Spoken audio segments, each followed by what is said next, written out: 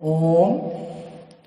महाभारत के इस कक्षा में हम विराट पर्व के छठे अध्याय का स्वाध्याय करेंगे। पिछली कक्षा में हमने जाना था कि सुदेशना जो रानी है उसका भाई कीचक जो सेनापति है द्रौपदी का रूप देखकर, उसका सौंदर्य देखकर कैसे उस पर मोहित हो जाता है और उसे कहता है कि तुम मेरी पत्नी बन। लेकिन जो द्रौपदी है उसे इनकार कर देती है और उसे कहती है कि मेरे जो 5 गंधर्व है वो किस तरह मेरी रक्षा करते हैं, इसलिए तू मुझे कभी नहीं पा सकता। तो इस अध्याय में हम ये देखेंगे कि कीचक किस तरह द्रौपदी को अपने पास बुलाता है और द्रौपदी का वो कैसे अपमान करता है। द्रौपदी अपनी कैसे रक्षा करते हुए जो राजसभा होती है वहां तक पहुंच जाती है। वहां पर कीचक उसको के साथ कैसा व्यवहार करता है और द्रौपदी इसकी सूचना सुदेशना रानी को पहुंचाती है। ये सब हम इस अध्याय में जानेंगे। वैशंपायन जी कहते हैं कि हे जनमेजय, राजकुमारी द्रौपदी के द्वारा इस प्रकार ठुकराए जाने पर कीचक असीम एवं भयंकर काम से विवश होकर अपनी बहन रानी सुदेशना से बोला। सुदेशने वह गजगामिनी सैरंध्री जिस उपाय से मुझे अंगीकार कर ले वह उपाय खोजो, जिससे मुझे मोहवश होकर प्राणों का त्याग न करना पड़े।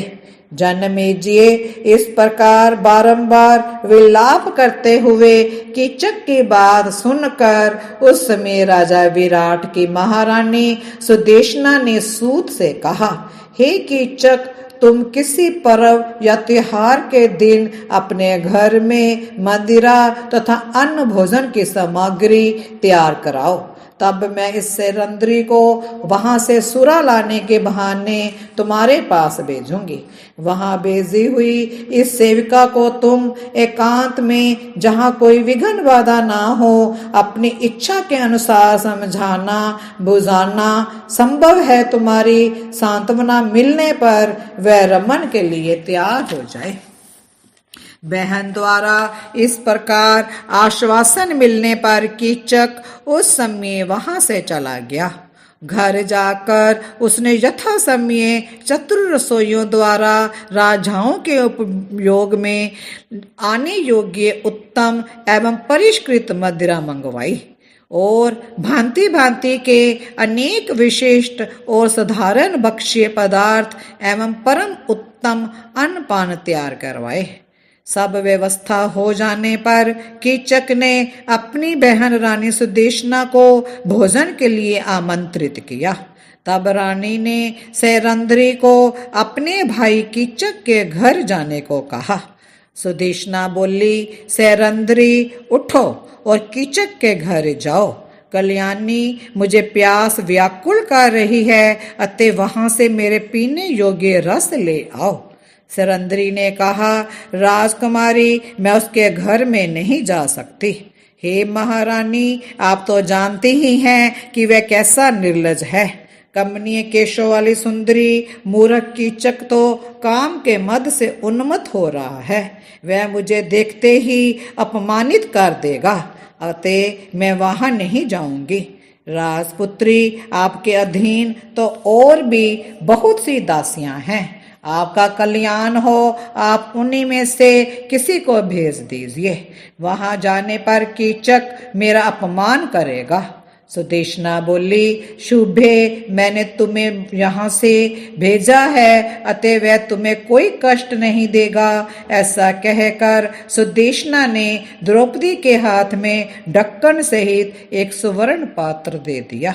वैशंपायन जी कहते हैं, द्रौपदी मदिरा लाने के लिए पात्र को लेकर शंकित हो रोती हुई कीचक के घर की ओर चली।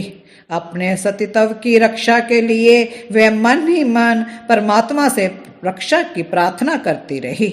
डरी हुई हरनी की भांति भयभीत द्रौपदी को समीप आई देख सूत कीचक प्रसन्न होकर खड़ा हो गया, मानो नदी के पास जाने वाला पथिक नौका पाकर प्रसन्न हो गया हो।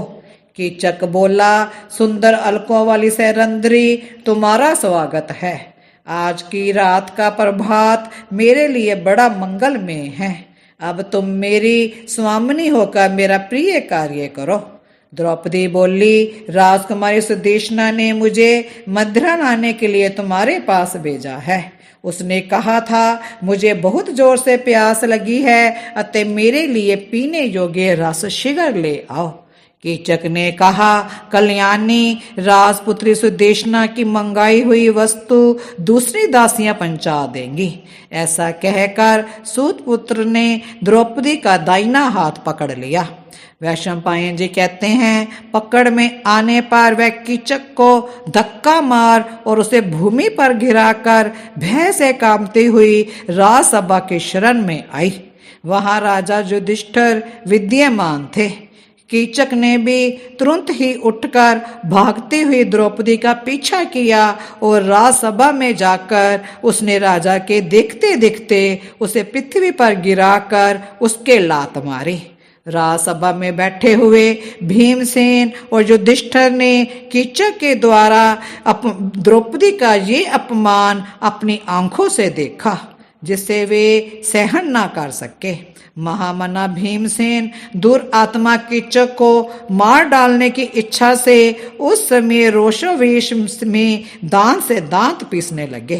तब रहस्य प्रकट हो जाने के भय से राजा युधिष्ठिर ने अपने अंगूठे से भीमसेन का अंगूठा दबाकर उन्हें इस प्रकार उत्तेजित होने से रोका। भीमसेन मतवाले गजराज की भांति एक वृक्ष की ओर देख रहे थे। युधिष्ठिर ने उन्हें रोकते हुए कहा, वल्लभ, क्या तुम ईंधन के लिए वृक्ष की ओर देख रहे हो? यदि तुम्हें रसोई के लिए सूखी लकड़ी चाहिए तो बाहर जाकर किसी वृक्ष से ले लो। जिस हरे भरे वृक्ष की शीतल छाया का आश्रय लिया जाए, उसके पहले उपकारों का स्मरण करते हुए उसे किसी एक पत्ते की भी हानि नहीं पहुंचानी चाहिए। सुंदर नितंबों वाली द्रौपदी उस राजसभा में विद्यमान राजा विराट और समस्त सभासदों की ओर देखकर दुखी हृदय से इस प्रकार बोली, महाराज, मैंने कोई अपराध नहीं किया है, फिर भी दुरात्मा कीचक ने आपके देखते देखते मुझे लात मारकर मेरे साथ दासों का सा व्यवहार किया है। मत्स्य राज, तुम्हारा ये घर लुटेरों का सा धर्म इस राजसभा में शोभा नहीं देता।